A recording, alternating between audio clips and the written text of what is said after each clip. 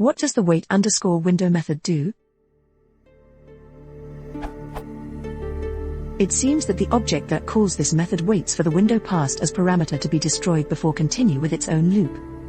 From the doc strings of the miscellaneous class, we can observe.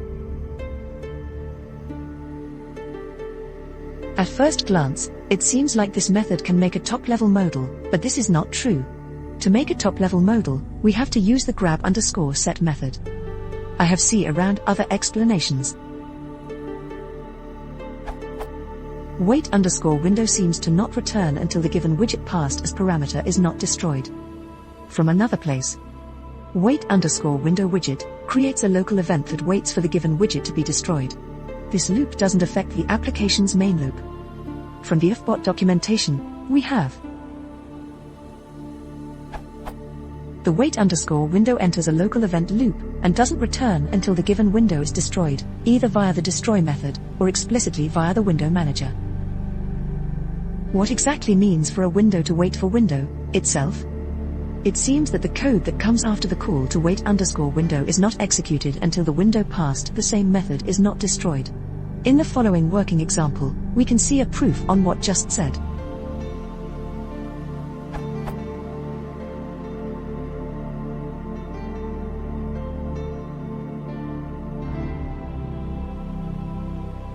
Mini event loop finished will be printed only when the local top-level widget called dialog is destroyed.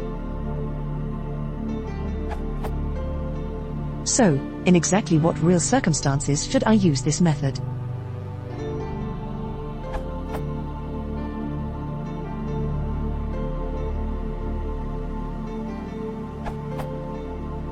Like the documentation states, it waits until the given window is destroyed.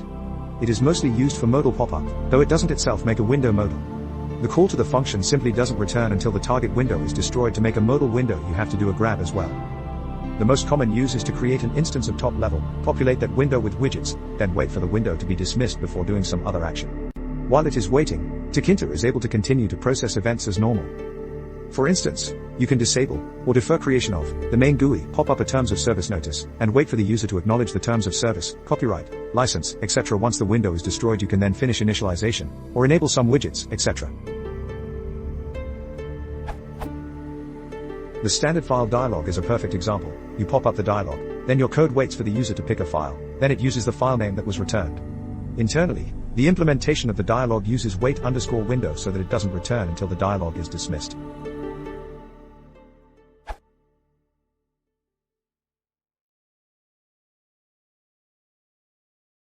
Unforgiving processor target